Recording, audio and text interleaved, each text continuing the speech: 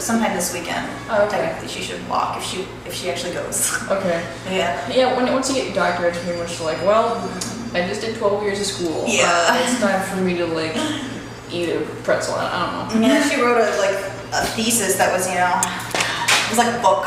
300 pages. I'm like, oh my god, 300 pages. She's like, yeah, it's like a book.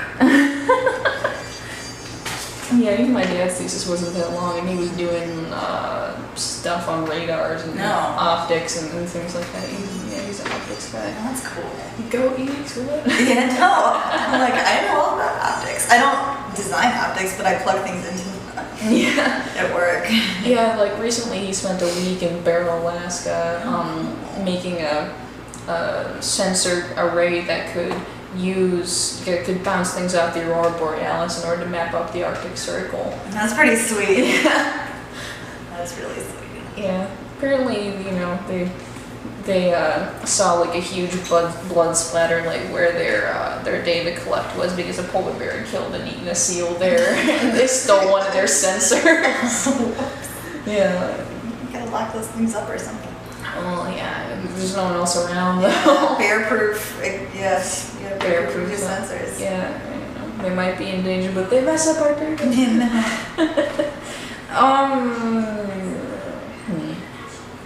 Let's see. How much wood could a woodchuck chuck? That could chuck wood. I don't know. Okay. 5. 5. Sure. Yeah, I'm starting to run out of questions That's actually. okay. Is there anything that you just kind of want to? Oh, I do have a question for you that's kind of ironic. But what do you usually get asked by people who aren't part of roller derby? Like, they ask, "Have you been injured?" Really? Yeah, that's one of the things. Like, does it hurt? Right? Because they'll think it's the old derby where you're clotheslining people and elbowing people in the face. I'm like, no, that's illegal. That's probably the biggest one I get. Wasn't that all choreographed though? Yeah, exactly. Yeah. Right.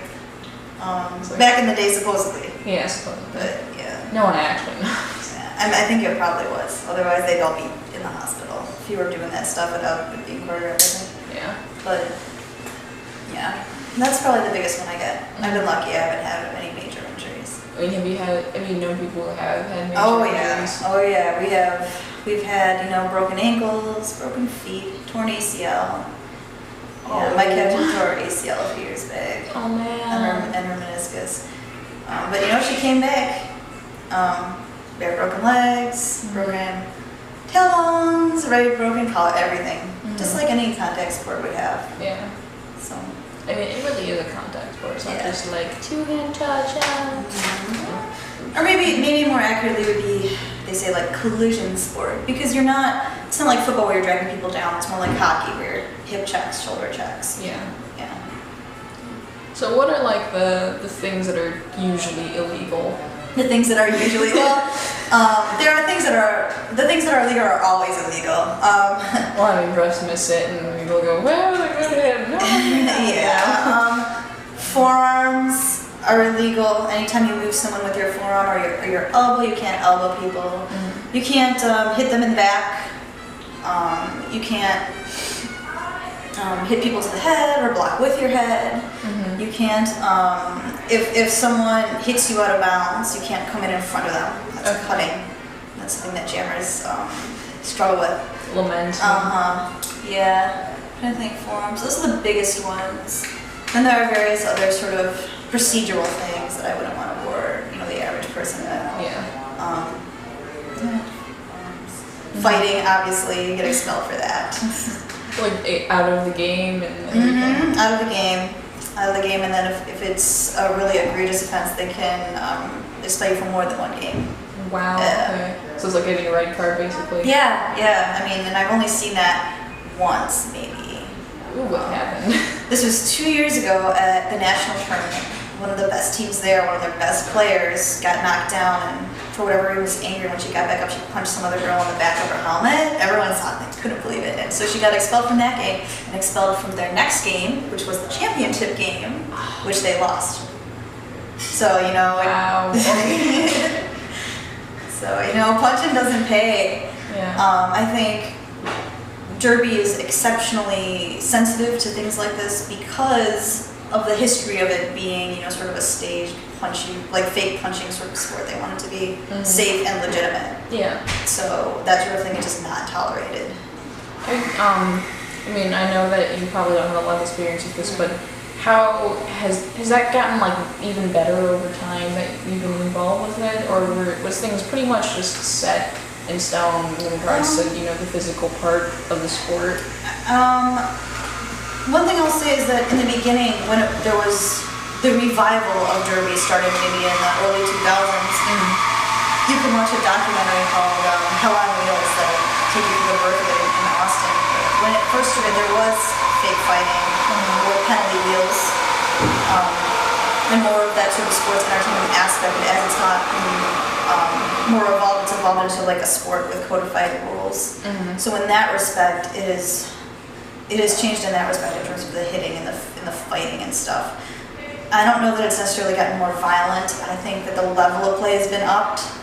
So it hits on the average hit is probably harder and more controlled. But other than that, it hasn't gotten intrinsically more violent or anything. But I think it's gotten less because they've been more hardcore about enforcing no fighting. So how did the Derby revival come about, really? I did watch this documentary, and apparently some man in Austin who lived there wanted to revive roller derby in the way that it had been, like the sports entertainment style. And he managed to get a bunch of girls together and train them to start doing this sort of thing. And then I guess after several months or a year or something, he flaked out and like bounced. And I don't remember all the details, but so the girls who had been training for this still wanted to keep doing it. So they sort of organized themselves and put on their own bouts. And I think in the beginning they did have some of the more theatrical pieces, right? Like they had a penalty wheel, so if you got a penalty, you spun a wheel, and you know, you might have to get spanked by the crowd or do a pillow fight with some, you know, things like this. Yeah. In the very beginning. And then that league, it's kind of involved. That league sort of evolved to a point where they had 4 people in charge. And they were taking money but weren't paying everyone else, making all the decisions. And sort of the girls sort of revolted and split off and started their own, like, sort of buy the skater for the skater democratic league. And the majority of leagues that are out there today have copied that model. So like that is sort of the genesis. Interestingly enough, the split made 2 leagues, and those 2 leagues are still in existence. One is the flat track league in Texas, and the other one is actually a banked track league. Oh, really? Yes. Okay. So there's the Texas Roller Girls. I'm pretty sure those are the banked track, and then there's, I don't remember. The Texas Derby Dolls versus the Texas something like this. Yeah. I don't remember. But yeah. So the 2 leagues still exist.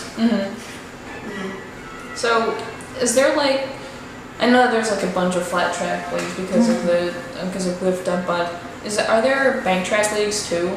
There are much less. There's maybe 5, 10, 15 bank track leagues, whereas there are hundreds of flat track. Is that just because of space and availability? And money, yeah. Because a bank track costs, 15, 20K. Then once you've built it, where are you going to store it? You can take it apart, put it together. If you store it in a warehouse, can you actually hold public bouts there? If not, you have to take it apart, take it to a bouting venue and set it back up. It's a lot of work. Wow. The flat track is pretty easy to set up, right? It's rope and tape. Yeah. So is the flat track actually more popular just because it's easier to deal with? Yeah, I think so. Okay. I think so. Yeah. Are the rules changed drastically between flat and banked track? Or is it there are differences. The basic premise is the same, but there are a few differences.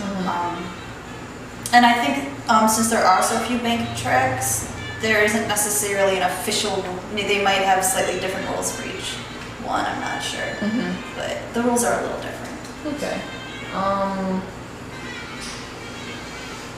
Yeah, I can't think of any more questions. Do you have anything that you want to say?